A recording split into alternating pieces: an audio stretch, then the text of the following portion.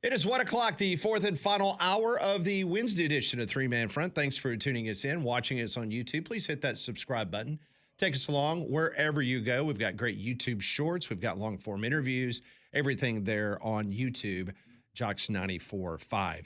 You know, one thing is for sure, Abide Roofing, they've been staying busy because a lot of you out there are taking advantage of the free estimate, the free look on top of your roof for Travis Lloyd and his outstanding roofing team at Abide Roofing, 205-577-7338. If they get on top of your roof, hopefully everything's cool. Everything's good to go. But if there are perhaps some shingles that are loose, yes, they can fix that. Or if you need a whole brand new roof replacement like I needed to, they can deal directly with your insurance company. They're helping Conrad out right now. He had a massive tree fall on top of his roof. He had damage to his roof and other portions of his house. Abide Roofing is taking care of that, and they can take care of you. 205-577-7338. Go to their website, abideroof.com. I trusted Abide. Conrad trusts Abide. You should too. So if it's a brand new roof or just a small repair, they can handle that. 205-577-7338. That's Abide Roofing. A lot of pointed questions for Alabama head coach Kalen DeBoer when he met with the media earlier today in Tampa. This is how it sounded. Hey, Coach. E.G. from Yale, Alabama. You mentioned that continuity on your staff. How does that set you up for success this season from a coordinating perspective? And beyond the quarterback battle, what have you found yourself spending the most time on this offseason? Yeah, I think just familiarity is so important. Just being around here this morning and doing different interviews, you know, year 3 versus years 2, but especially versus year 1. And any time you have more familiarity, you understand who's around you, you understand the areas that are strengths, you understand the areas that are weaknesses. And so that continuity on our coaching staff is critical. It trickles down. You're not just coaching the coaches, but really what matters is what the players learn and what the players know. And so our coaching staff being on the same page, everyone gelling at the leadership level, at the coaching staff, will certainly trickle down and lead to you know, that feeling of confidence, trust, and belief that you need amongst your players, which is the most important. Okay, we're going to stay on this front section, front row. Nick Kelly, AL.com. Kalen, you've got a lot of new faces on the offensive line. Did you expect that change to lead to improvement from that group? We lost some good players that got obviously first-round draft picks, and like Caden Proctor, Parker Brailsford, you know, some good players, some great players, you know, that we're certainly going to miss. But I am excited about the guys that either return, Michael Carroll, who took a lot of snaps for us. Will Sanders has taken a lot of snaps for us. There's some guys that are within our program, like a Jackson Lloyd. We brought in some players that have been at other places, that have been on the football field, in the conference, outside the conference. What I appreciate about the guys who have come in, I guess really the whole unit as a whole, is how open they've been to just being coached, being taught, wanting to come together, you know, feeding off of the energy or the talk around, you know, it being an area that needs to be improved, you know, but just focusing on really what they can control and not getting making it more than what it needs to be, but also understanding the urgency that needs to happen to be an elite group. I think, you know, last year we had a number of guys that were in the mix, in the rotation. I think a lot of it's always, there's a piece to it where we were trying to find the right combinations, but there was also a lot of times where it was out of necessity, you know, injuries and other, where we needed to make those changes. And hopefully we can find a group here in fall camp that really gels well together, is the best unit as a whole. You know, when communication is made, it's understood and it's communicated at a high level, you know, to where everyone's on the same page. We can go out there and do their jobs. I think there's the physical tools across the board in our football team, but your question regarding offensive line, those physical tools are there. We have a younger group. But again, I think that leads to the eagerness that these guys have and the willingness to be coached, to be pushed, and that humility that they have, I think can certainly be seen in the work that they've been put in. Coach, we're going to go over to our section on the far right, about midway back over on the right-hand side. Morning, Coach Stephen Bernard, the league winners. There's been a lot of talk about the 9-game conference schedule. I wanted to talk about a big non-conference game that you guys have this year, which is a team you played last year at Florida State on September 19th. What's kind of the approach this year? I know there was a lot of hoopla and back and forth talk between the players last year, a little bit more quiet this year. So what's kind of been the approach from a coaching's perspective to these players this year? Yeah, I mean, that's going to be, they're all these games are important. 9 conference games, each one of them. You can't worry about the next until you've taken care of your business, the one that's in front of you. You know, first and foremost for us, I mean, is East Carolina. You know, we got fall camp, but East Carolina, and then, you know, your reference to the Florida State game, I mean, that's certainly one that put us in a tough spot a year ago, and we got to make sure we're at our best. It's a home game for us. You know, we got to protect our own home turf there, and that goes for every game, not just that one. But it's one that just did put us in a tough spot. I thought our guys did a great job responding last year to the adversity that hit them pretty much smack in the face week 1, responding with winning 10 of the next 11. And so, you know, there's lessons and things that and moments you go through. And I think that moment actually made us stronger as a football program and as a football team for sure for the 2025 season, and something that we need to make sure we take and learn from going into the next couple months here as we get into 2026. Coach, we'll go in the section right in front of me, 2 rows. Kirk. Kirk Bowles from the Houston Chronicle. Kalen, you mentioned the running game. You clearly didn't run the ball well last year. Neither did Texas and Oklahoma, historically, you know, running back rich programs. Is that a continuing trend, do you think, in college football that just kind of is a trickle down from the NFL, or rules changes, and do you think that's going to continue?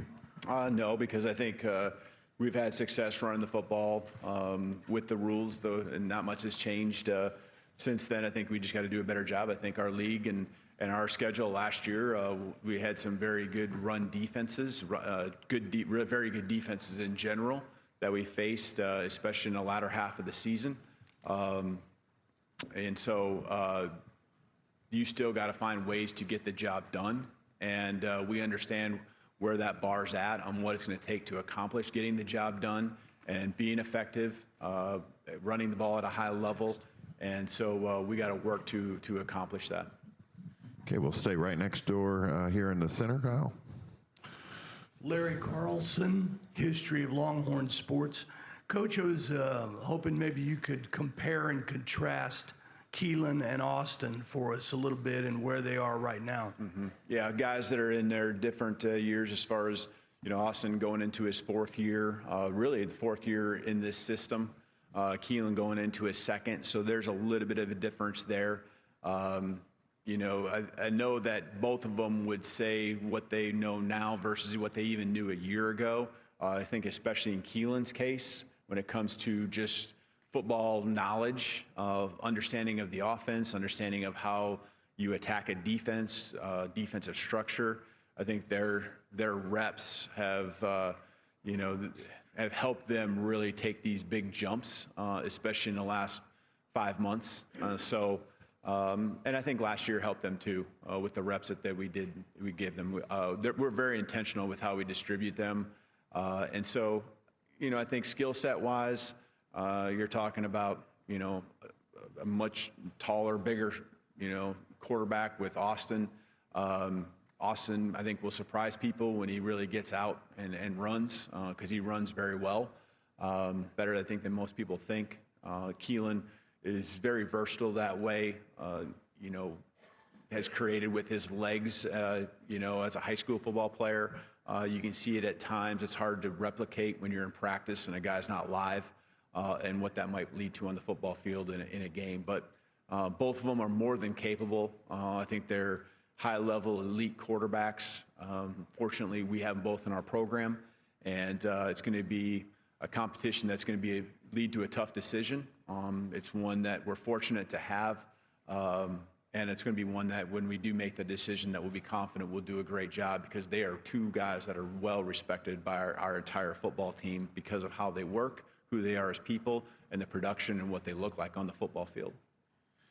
Coach, we're going to go near the back of the room and the section to your right-hand side. Hey, Coach. Rob Gregson, A to Z Sports. Obviously, a couple years ago, you had Ryan Coleman-Williams burst onto the scene. Do you foresee a potential path for a running back like E.J. Crowell or wide receiver Cedarian Morgan to maybe do something similar? Yeah, I think Ryan's freshman year was special. Big plays that he made in big moments. I think a lot of our freshmen that we have recruited over the last, I guess, the last year's class and this year's class, I think, guys that come in and be impact players for us. And so we will need, I think we won't need as many impact freshmen this year as we had last year. I think you could arguably say there's at least 6 guys that had starter reps the latter half of the season. Then guys that we were counting on as impact players. Ryan that year as a freshman was that guy. And we're going to need that from those guys that you mentioned, both EJ and Cedarian. I think are guys that we'll be looking to that could have an impact that is significant and one that's needed to help our football team. They put in the work. They have a level of urgency, knowing that there's an opportunity for them to contribute at a high level. They have the capability as well. We're going to go straight down in front of us, right in front row. Justin Patrick, Fox Sports Radio out of Pensacola, Florida. Coach, for the longest time, Alabama, they were the face of the SEC. Now it's been 3 years since the SEC has even appeared to the national championship. What do you have to do to get this program back to being the face of the SEC and, well, get the SEC back on top nationally? Yeah, well, we always want to have that expectation that you're referring to. And, we felt like we righted it wrong a little bit last year compared to the year before with some of the things we accomplished, but we also understand we fell short of what our expectations are internally. And so, every area of the program just has to continue to improve. I think that's my experiences over the years is you can see what the bar's at, and sometimes you can look at it and say you're this close, and sometimes you're further away. And sometimes it's the perspective and the way you look at it. A coach might look at it different than a fan or an analyst. But for us, and the way I've accomplished it in the past is just really challenge every group in the team, wherever you're at, to improve. And we got to address our weaknesses. We got to make sure we continue to keep our strengths in order and who we are, understanding our identity, and continue to learn from those things that have happened to us, both good and bad, be better, and focus on what we control, and that's the next play, the next moment, the next game, whatever's in front of us.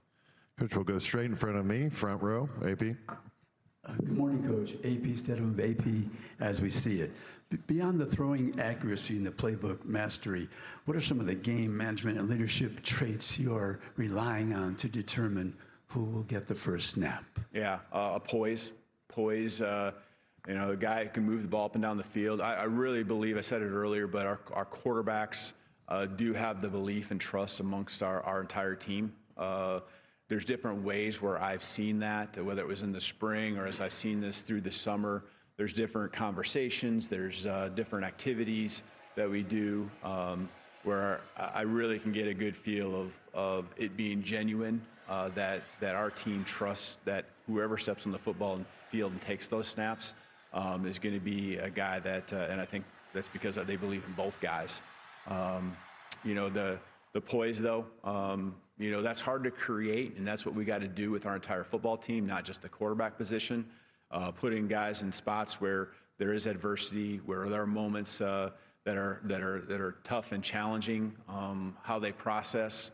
But again, that comes down to the poise that you got to have. We need the guy that can move the ball up and down the field the most efficiently and effectively, and make the guys around him better. But from a character standpoint, from a work ethic standpoint, and again, a production standpoint, as I mentioned earlier, these guys have the team, and now it's just a matter of we're going to have to decide which one takes the first snap, as you mentioned. Okay, we'll go straight down the center aisle, fourth row. Barry? Yeah, Barry Tram with the Tulsa World. Kalen, from the outside, it looks like you took on an impossible job following Nick Saban. It also looks like you handle it really well. To what degree is that true, and how do you feel personally that you've handled that situation? Yeah, I think you can talk about how great of a job Coach Saban did in building the program to what it is, and the expectations.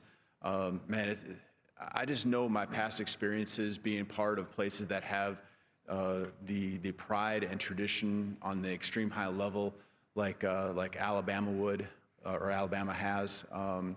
It'd be something that I wanted to be a part of, and I love that challenge. I love the internal challenge of just in the moment of trying to bring a team together to be the best we can be, but I also love the challenge of taking a program and 1 year, winning a championship is hard.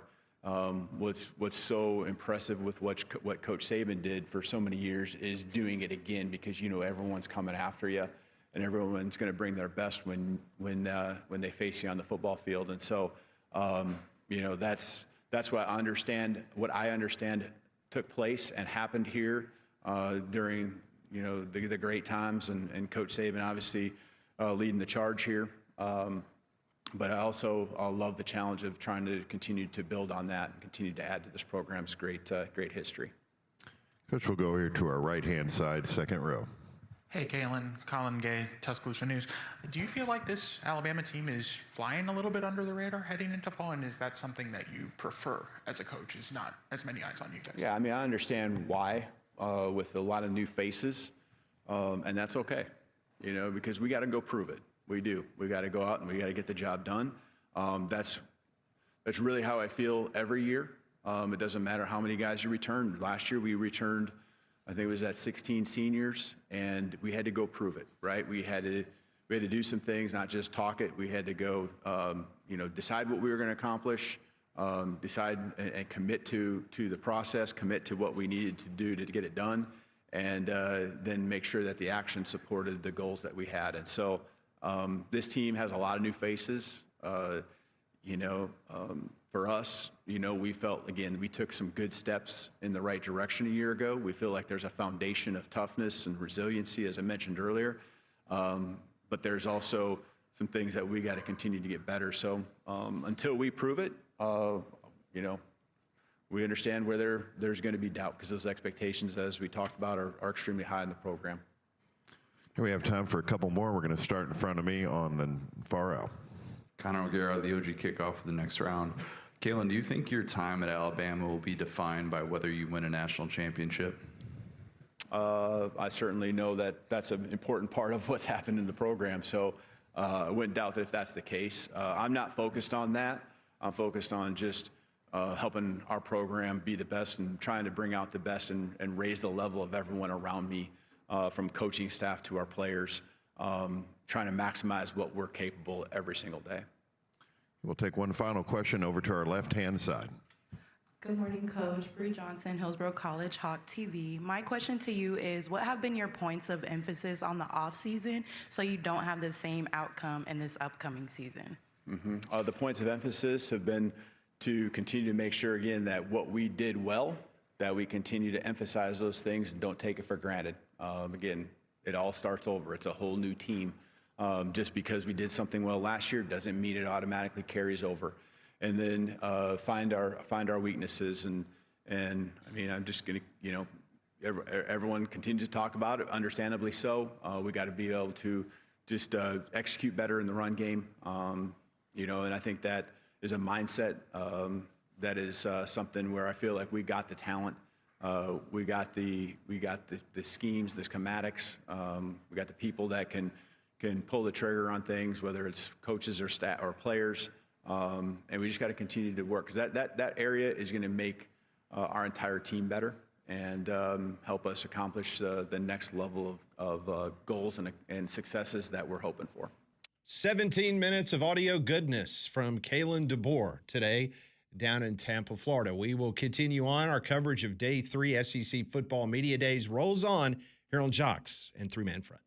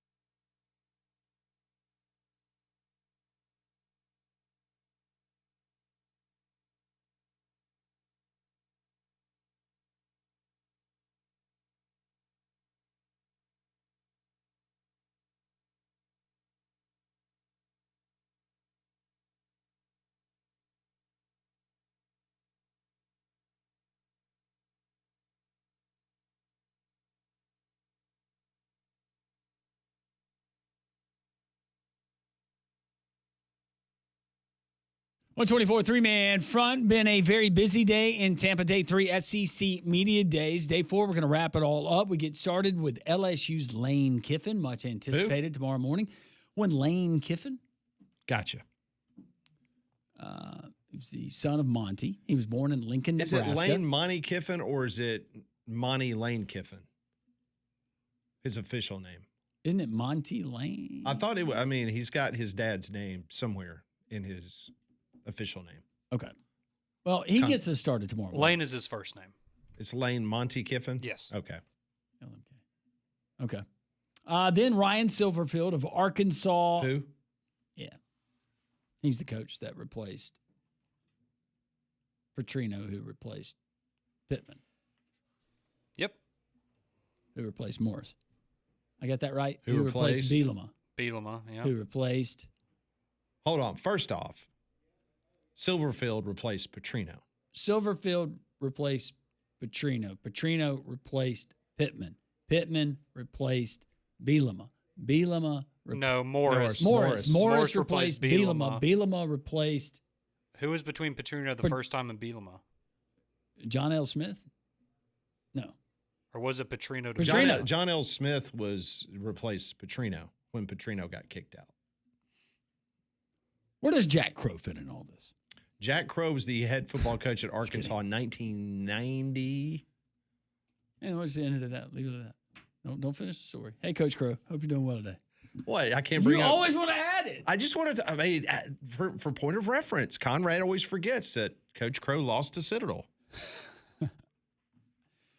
I'm sorry, the Citadel. I was at my cousin who was in school at the time. We were going to a game. It was a game day. And I remember standing in his living room of his college house watching the games before we went to our tailgate spot. And it was the JP game and going, oh my gosh, this is actually going on. And to Coach Crow's credit, and he never uses this as an excuse because I've talked to him like a million times about that game. He had so many guys out injured for that game. Not an excuse, still an SEC. Well, he was not an SEC school at the time. Well, and hearing him talk about it, even in the offseason, he knew like it's going to be a little bit of an issue. And then it became more of an issue. But well, now we know the Citadel, they're the school that has like 200 bodies buried under their stadium too. Yes. So there's like just a bunch of voodoo stuff going on. Can't wait for that documentary. So Lane Kiffin leads us off tomorrow morning. We get Ryan Silverfield. He is the new coach at Arkansas. He coached at Memphis prior to that. He took over for Norvell, who's now at Florida State, who won't be soon. Jeff Lebby, head coach at Mississippi State, and then Sark at the end of the day. I was thinking you were going to go through the lineage of all the schools. I could. I mean, you could. We see good, we see bad. I've seen something bad. This is like a serious PSA for all you TikTokers. This is the worst thing I've seen. This is the worst thing I've seen. Been in quarantine and I need to get out and party. Woo! What's better than beach and a few drinks and Jeeps? Man, it can't get better than that. Law enforcement's definitely made their visitability and made people chill out and not be as crazy. The cops are doing their job as long as they don't be mean to people who are actually being innocent. Then I'm all gravy, baby. Has anybody bought anything on TikTok? I have. You have? Mm-hmm. Okay. What'd you Multiple buy? things. I bought a tool for a fence post. What else did I buy? You mean the one with the handles like that? No. It's to replace one of my big piers for the fence. Yeah. You know, it's a metal rod that goes into the ground and it then attaches to the one that's rotted out. Gotcha. I bought that, and I bought another. It was an actual small tool for a wheel bolt on my zero turn. Oh. But they worked? Like they're pretty absolutely high quality products? Absolutely. Yeah. Yeah. No problem at all. Have you ever bought jewelry for Leanne on TikTok? She normally listens to the show. I won't say no. Conrad for Paige? I have never bought anything on TikTok Shop. He's not on TikTok. I'm not on TikTok. He's not that's on right. TikTok. That's right. He's all worried. Okay, I've not bought anything for Dorothy off of TikTok, and might not now. This is being reported. Apparently, they sell jewelry on TikTok, and there is a piece of jewelry that apparently they've been selling that has high levels of cadmium in it. Mm. A charm bracelet sold on TikTok Shop reportedly contained nearly 3,300 times the UK limit on cadmium. 3,300 Yeah, times. that's not like a slight over correction. In case you're unfamiliar with cadmium, it's a silvery white toxic metal often found in batteries, tobacco smoke, sometimes jewelry. It's been linked to a myriad of health issues affecting the liver, kidneys, and lungs. Long-term exposure to high levels of cadmium has also been associated with increased risk of lung cancer. So this is not good. One way that people have removed these potential toxins is by going with a heavy metal detox supplement, packed with the different herbs and minerals meant to help the body to flush out the toxins. Amazon is offering this as it so happens. Yeah. They have the detox that you can purchase from them. Oh, funny how that works. Get all the stuff that they sold you that gave you potentially Well, cancer. they're trying to make things right for a profit. It's all about How money. often do you order off Amazon? Pretty regularly. Like multiple times a week? Yeah, I would say at least once a week. Because You or your wife? She gets like, she'll buy clothes and stuff off there. I buy like household items or things that, I'm going to need trash bags in 2 days. I'll order them off Amazon. Something like that. It's very convenient. Dog treats, stuff like that. You know, with cheap jewelry, you used to tell you, well, turn your wrist green or, wear off on you. You remember when those golf bracelets were big? The copper bracelets? Well, I remember when Dylan played baseball. Did you always have the fighting? I was going to ask if they had the, when I was growing up, it was they had like the paracord necklaces. Yeah, by fighting. Yeah. What was that? The fighting necklaces. Yeah. You would recognize them if you saw them, but we had the balance bracelets that you would wear, and they were supposed to increase your balance. Yeah. They didn't do crap. No. But they had like a little, I don't even know what you call it, but a little thing in the wristband, and you were supposed to help with your balance and It's athletics. placebo, right? Yeah, it's one of those things that's meant to make you think that it's working, so you lock in more. Yeah, like the vitamin I take every morning. I think those actually help. Those do? From what I've heard, I think those actually help. One a day, I don't see how. Yeah, that's concerning about. It is. So this is a PSA. If you bought your significant other a charm bracelet off of TikTok, first of all, interesting. Hey, we might have a special guest to participate in the. Look at that guy. Am I the worst thing Conrad sing all day? Oh my gosh! Guess who just walked in the studio? I like the shirt. I appreciate it, man. This is like an old one of those old variety shows, and he just came out behind door number 2. I know. I tell you, we're gonna take a quick break, and when we come back, we got a special guest in studio. We might let him do some Pat Ponders. How about that? I call that the winner's circle. Absolutely. That's coming. Hastings is in studio. Hey! We'll talk about him and SEC Media Days next.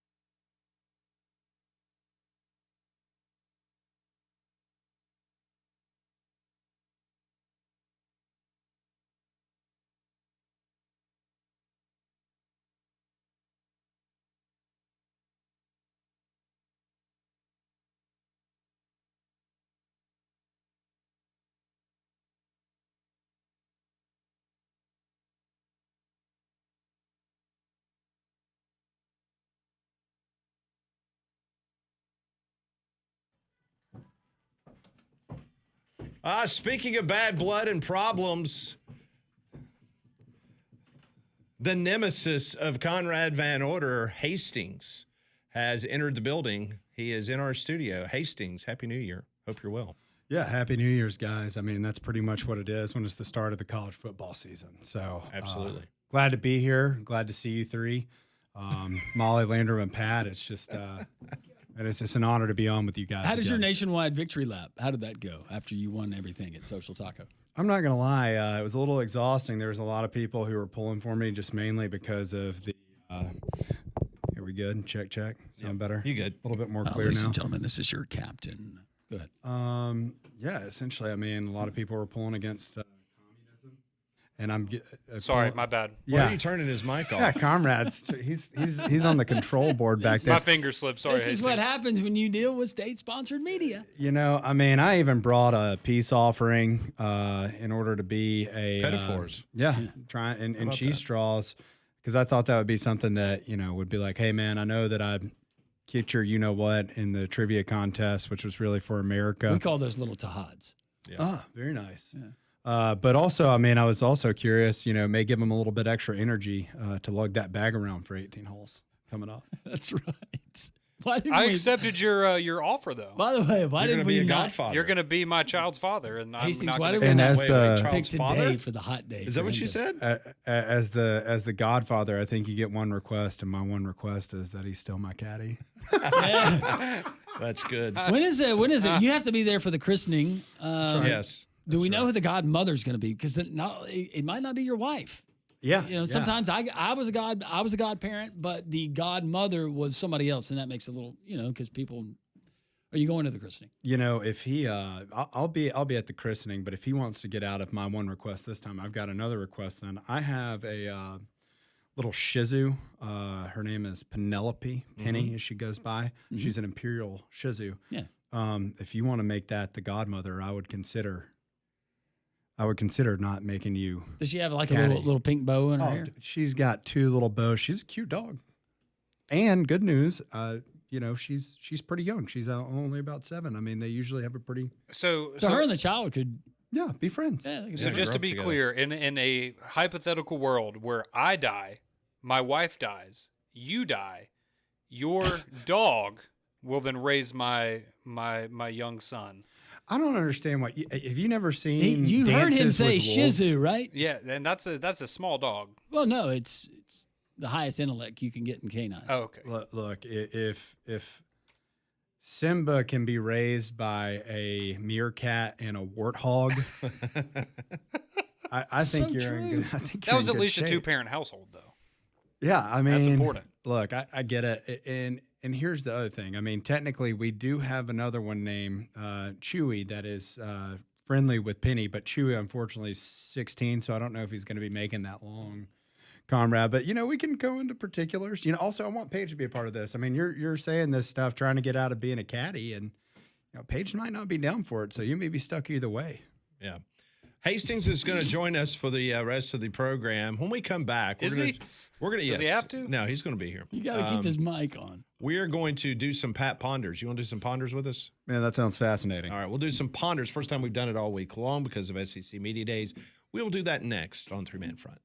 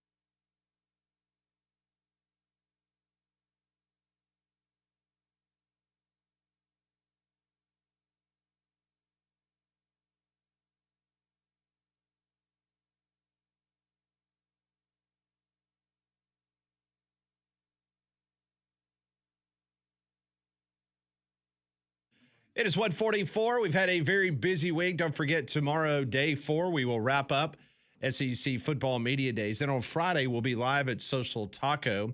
Let's do some Pat Ponders here on Three Man Front. I want to know what you're thinking. Tell me what's on your mind. It's time for Pat Ponders.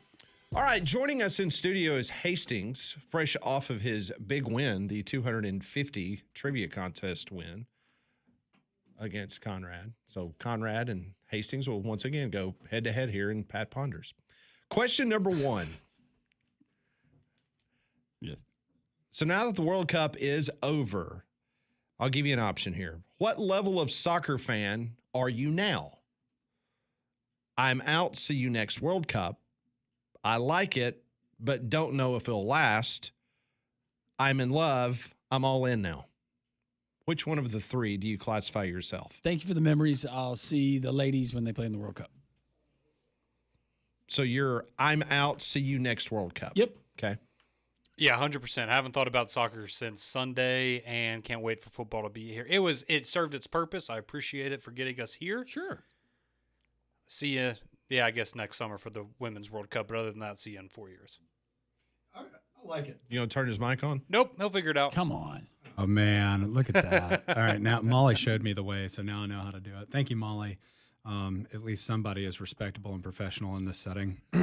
Hey, thanks for the snacks, by the way. It's not every day. Anytime that somebody can come in the studio and bring snacks, we're all for. Yeah, man, absolutely. Anything for you guys. All right, so you're a big soccer fan. You're in love. Like it. You're all in now. Like it. I actually did. I enjoyed it. And so then, you like it, but you know it won't last? Is that what you... It's kind of one of those where it's like you've gone on like 2 or 3 dates with a girl and you're like, hey, you know what? This is going pretty good. And then you're like... You want to test it? Yeah, you just Little test the drive. waters there. You want to test drive. how much you think you like her? Exactly. So you're like dipping your toe in and it's like... Dipping what? Your toe in. Oh, okay. The water, that is. The water. And so you dip your toe in the water and it's kind of like... And by the way, shout out to FSU Dave. He's the one who helped me get the toe in the water when it comes to the soccer, when do you know the football. Okay. When do you know that you've reached that level of comfort after these dates? After this test drive. Is it like, hey, oops, accidental flatulence? You you're okay when, with it? You know when Squints jumps in and he loses his underwear, and was it Jessie Peppercorn or whatever from Sandlot? She comes. So that's kind of where you got to be. Like something like that accidentally happens, and then she's Mouth to given mouth. CPR. Yeah. And then next thing you know, you and Squints, Squints and her are happily forever after. So, but yeah, I mean, so it's going to take me essentially diving in a little bit next year once Premier League gets started back. And so you think all kidding aside, you think you will like watch Premier League? Yeah, no this is joke. kind of like help. Okay, Yeah, for sure. I think a lot of people fit in that same category. It's in the morning, and golf will be dead by then, and you really don't have that much football going on yet. And so it's like kind of, I mean, it gives me something to do because I'm kind of an early riser anyways. Okay. All right. Question number 2. SEC Football Media Days is making its first appearance in the state of Florida this week. It is making it the 5th metropolitan area to host media days in the history of the SEC. Now, we already know it's going to Nashville next year. But if you could name the next 2 cities after Nashville, what would be the 2 cities? Hey, if we're going to put it on that body of water, let's put it on a coastline somewhere else. And I know it's not. Let's go to Charleston. I want to go to Charleston. South Carolina. Yeah. Okay. That's actually literally what I was going to. Charleston was one of mine. I think that's a great. You want to use Savannah? Hey, Savannah is a good one. I mean, put it on a body of water. You could do Houston. If you wanted to, and that way we can nab all the Texas teams as long as Cody Campbell's not too mad that we're picking apart the Big 12. Okay. So is this where we think it will be the next 2 years? No, where you would like to put it after Nashville. Hoover and then Hoover would be the best. No, I think after Nashville, I think they'll do what they're kind of doing now, right? They'll go somewhere maybe a little more outlandish. And then I think 2 years after that, you'll be back in Atlanta. I want to try it. I think there's something to it. Maybe it's not the SEC, it's another conference, but you do that thing at a theme park. Let's do it at Pigeon Forge. Dollywood. If they do that, they're going Disney. And I'm just curious. Of course they are. Yeah, they're going all out. Once we get closer to that ACC deal, do we have Disney? Do we do one in Charlotte and try and nab UNC before. I've been to Charlotte enough. I don't think that would be a good place. Charleston is as north as we're going. Okay. Sorry. Just settle down with the ideas. Well, it was supposed to be in New Orleans this year, and there was a conflict. That's why it ended up in Tampa. Oh, we could look at Fargo. Really kind of expand the boundaries. Who was it Sioux that had Falls? their media days or their conference tournament in New Orleans here recently? Was it Sunbelt that was down there? Or it was Sunbelt is in Pensacola. Okay. It was one of the conferences, but we had one of the media members, and it was definitely different. It was like, yeah. Do you think they'd ever do it in St. Louis, just in terms of No. thinking of a random, like Tampa's so random? No. Mm-mm. You don't think so? Nope. Branson. I'm just kidding. All right, next question. This is good that Hastings is here. I had no idea Hastings was going to drop by, but this is good. What would be a bigger surprise this season? Alabama missing the college football playoff or Auburn failing to reach a bowl game? The bigger surprise? Yep. Definitely Auburn not making a bowl game. Auburn not making a bowl game. I'm not expecting Alabama in the playoff. I don't even think it's close. I mean, I've listened to the Don rhetoric so much that they are going to go 10-2, win the playoffs, and actually beat Ohio State, Texas, and Georgia all in the same game. Actually, Hastings, Don just texted in. He wants you to refer to him as the Don. Oh, the Don. The Don. Hey, a man of his class and stature, the Don is well-deserved and respected. The Godfather and the Don. Yeah. That's right. Y'all are a perfect tandem. That is It's a match made in heaven. I tell you what, this has made my day so far. And Don, I'm giving it to you, man. You guys are going to go out there, kick tail, and beat us in Bryant-Denny, and I'm looking forward to it. Wow. I think that will make the newsletter tomorrow. I think it should. Might be the top. Has he given you a hospitality VIP subscription to his newsletter? I hate to say, I'm pressing right now because I was really hoping I could get some of the residuals off that newsletter for once it becomes a paid subscription. Hey, my Auburn friends. Well, and I was curious. I was wondering because I know a lot of people can go down to Staples now and just pick up the mic. I was wondering if Don had done that yet and if he bought his good old boy buddy Hastings a mic. We'll see. Just a little one. Hey, by the way, thanks for the sponsorship, Don. Excuse me, the Don. Hey, how many is this newsletter? Is this like front and back, or are we opening that? I don't. Is it a one pager? I don't know. I was told that it's happening. I guess he took my idea that I'm not getting any profit off of, as I started promoting his newsletter. We can put your locks on the back. Yeah. Your locks for the weekend. Pat's Pontoon. Absolutely. That's just sad. You deserve something, Pat. I do. I ain't really getting nothing. do. I give all these ideas. Give all these ideas to Feinbaum. What it get me? I'm hanging out with these people. Come on, Paul. We got to hang out with these people. All right, Wait, final what? question comes courtesy of BB. BB, I hope you're feeling better. I hope your husband is doing well. Downtown St. Louis is a peep show. Sorry. Oh, poop show. A peep show. Like they got peep shows? And why are we not going there for media days? All right, she writes, after a raucous night out, sometimes the things people discover in the morning are really weird. Here are some examples. Woke up in a tank. Slept in a car trunk. Dishwasher bathroom mix-up. Slept in a neighbor's bathtub. Woke up dressed for war. What was the craziest morning after wake-up experience for you? I woke up in my buddy's pantry, his parents' pantry, after our senior prom. I had a little rug over me. Apparently, that was the best place to be left alone and get some quiet sleep that night. That's a story I like to tell, anyways. Yeah, I woke up in a buddy's backyard one time. It was in the summer though, so it was warm. But yeah, I was just took a nice little nap out in the yard and it turned into waking up there in the morning. In the yard? Yeah, ended up in the backyard. Yep. Yeah, so I mean, Hastings? Hopefully gainfully employed still after this. Yeah, no, actually, I think it was many years ago. If it's teetering, it's okay. You don't have to share. No, I think should it'll share. be all right. We want you to Thank be- you, You should Conrad. share. I appreciate it. That way I can come up here and hang out with you some more. Yes. Be open for golf way more Shadow often. him. Shadow him a lot.